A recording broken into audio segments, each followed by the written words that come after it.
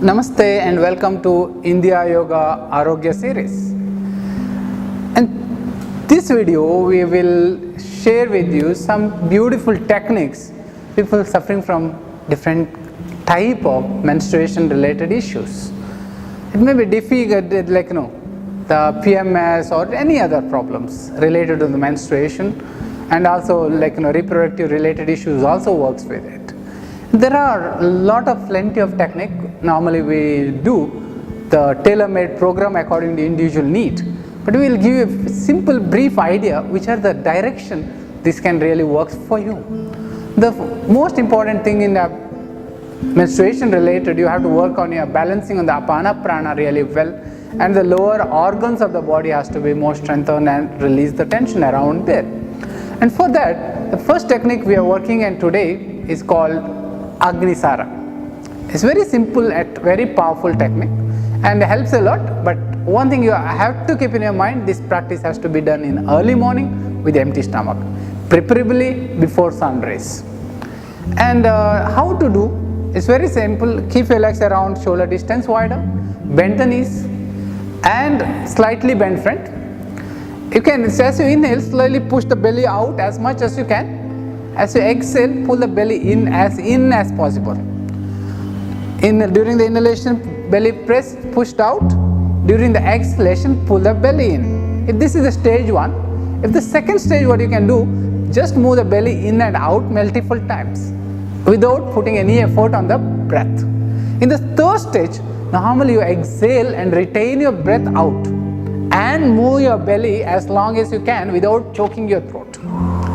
That can make a huge difference onto the practice.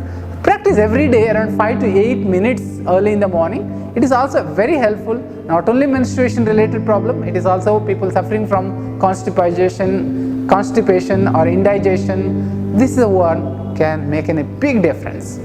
And from there is the next technique, it really can work for you, is padahastasana and padahastasana. These are the two simple asanas anyone can work, and this also, any of these forward bendings are very helpful. People have a menstruation related issues, but it has to be done quite regularly and consistently. It makes the differences.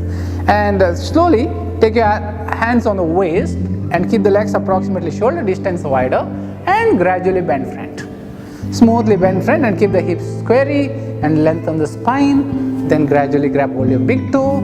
Then extend the trunk. The next exhalation, maximum bend front. In case you find very difficult, you may not be able to reach your big toe, what to do? You bend your knee more and then grab, and don't forget to grab your big toe. If that's good, as you get better, and gradually make your knee little straighter, never force, little straight as you progressed. And when that finished, the next stage, stay in this position anything between 1 to 3 minutes. After around 1 to 3 minutes, first lift the head. Within an inhalation, rest the palms under your feet. If necessary, bend your knee, never close your eyes. And then slowly bend as far as you can. During this, pull the belly as much as possible. Also slight contraction on the perineum. And drop the head comfortably, but never close your eyes. Closing eyes, you may lose balance. And if necessary, bend the knee, otherwise gradually make it straighter, and each exhalation try to lengthen more front and pull the belly more in. And this is stage by stage. When you develop, it becomes a solid work all around the abdomen area. One of the very helpful practice, any kind of menstruation issues, but not during the menstruation. The rest of the day you have to practice this. Once that finished, first lift the head, otherwise you may get dizzy. Within the inhalation, the next exhalation, softly take your hands back on the waist. And on that, in case you need time, take a 1 or 2 extra breath, then slowly come up. And the next exhalation, bring the legs closer. That's how your padahastasana and padahastasana goes. The next very important asana called Ardha Padma Uttanasana. It's very simple. Slowly switch the body weight into your left foot, bend the right knee and place your right heel just below the navel and above the genital and as centered as possible. From there, gradually, without stressing your knees, gradually bend front as far as you can. Initially, you can't go beyond this, and then gradually go down and use the hand support, and little by little go front. Always make sure your hip is maintained squarey, and also you see this, there should no pressure on your knee, and the other knee should not be overextended. If necessary, bend the knee, no problem. But always work on that. And there is, if it's very comfortable, you can also take your right hand behind your back and grab your right big toe, only if you're comfortable. But you never force for that. If you're forcing that, you lose balance and you feel a lot of strain. But only very comfortable when you have both hands down and you can front. Then the next step is called Badha, Padma, Uttanasana. Okay, then first you have to release the hands with the hand support. First lift the head, then step by step take your hands back on the waist and gradually come back and release your right leg. Ardha Padma is, always remember, the Ardha Padma gives on a solid pressure just below the navel where the uterus is really placed, and releases major stress around there, any blockage around there. And also it is activates the Apana Prana quite strongly, and balance is very helpful. And in that comfortable, there are all the inversion asanas are very helpful for this. You say Shirshasana, Sarvangasana, very helpful. But as those two are quite challenging, that's why we kept it easy here. And one more related asana, it is called Viparita Karani Asana with Viparita Karani Kriya. And how to do this? Slowly lower on your back in this, and raise the legs up on the air, and raise the hips a bit and use the hand support. It's almost a Laghoo Sarvangasana, and you can keep the hip lowest possible if you can, and keep the legs very relaxed, but make sure no stress on the neck. And this can make a big difference on you. And then this, you can do Viparita Karani Kriya, what we really do here, and you can do Kapalabhati or Agnisara in this position. That is become Viparita Karani Kriya. You can just do the Agnisara, what you really learned right now, and move your belly in and out quite a few times there with a normal breathing. See, the belly moves in and out. This can make a huge difference. You can see the area here. And that, after doing for around 30 to 60 seconds, give a break, and always make sure there is no stress on the neck. No stress on the neck, no stress on the head. And then you can relax, or you can come back and repeat again. If very comfortable, you can be there and repeat again around 2-3 times. Then slowly, step by step, you have to go down. Never rush with it. If your rushing is not good here, always you have to do slowly and softly, and gradually come to seated. We will pick the next one. It's called Supta Badha Konasana. It's very basic. And here, bring your feet into the Badha Konasana first, and gradually roll on your back. And keep the hands just on your thigh or on your belly. Sometimes it's also very helpful.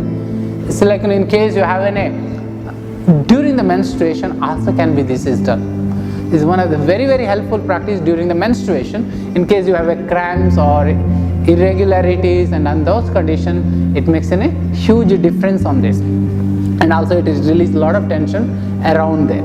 And always remember, it is also very effective practice when you are tired, tensed. This is the condition. This also makes a big difference. Some people have that, and any time of the day you can do it.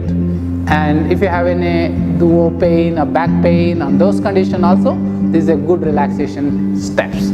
Okay, and from there, there is also one mudra which can make a big difference for it. It is called Yoni Mudra. This Yoni Mudra is very simple to do, but any time of the day you can do it also. But you need only important thing you have to remember here, your back should be uplifted when you are doing Yoni Mudra. And very relaxed yourself, physically, mentally, and in respirational relaxation is most important. Slowly interlock your finger. There are different variations we have in Yoni Mudra. One of the simple variation we do, slowly interlock your fingers and interlock your index, middle finger and ring finger. Then the thumb touching each other, index touching each other and thumb, and just the pad of the thumb and index pressing each other, and just keep in front of your navel and rest. And if comfortable, you can close your eyes and observe it. Also you can stay with open eyes, not a problem. but just be there and observe the lightness and changes it making. And if you are able to do it during the menstruation days, at least you can try up to 15 minutes to around 45 minutes. And if not necessary one stretch, you can do multiple time in a day. Even 5 minutes, 3 minutes in a multiple repetition can be done this. Okay, that's how. There are a lot of other techniques can really helpful during the menstruation or also before menstruation to bring balance. And these are the few techniques. The Supta Badha Konasana and Yoni Mudra can be do during the menstruation also, not only other days. The rest of the practice one has to be practiced not during the menstruation, and the rest of the days they practice, that will help in a long term to overcome the complete changes in the menstruation issues. And if you need any help, it's always our teachers around close by you. You can just go and search IndeaYoga teachers directory in the website, and that will really helps you. And also you can always write us. We will give you the best support whatever we can. Thank you for seeing our video, and any suggestion always you can forward to us. Dhanyawad.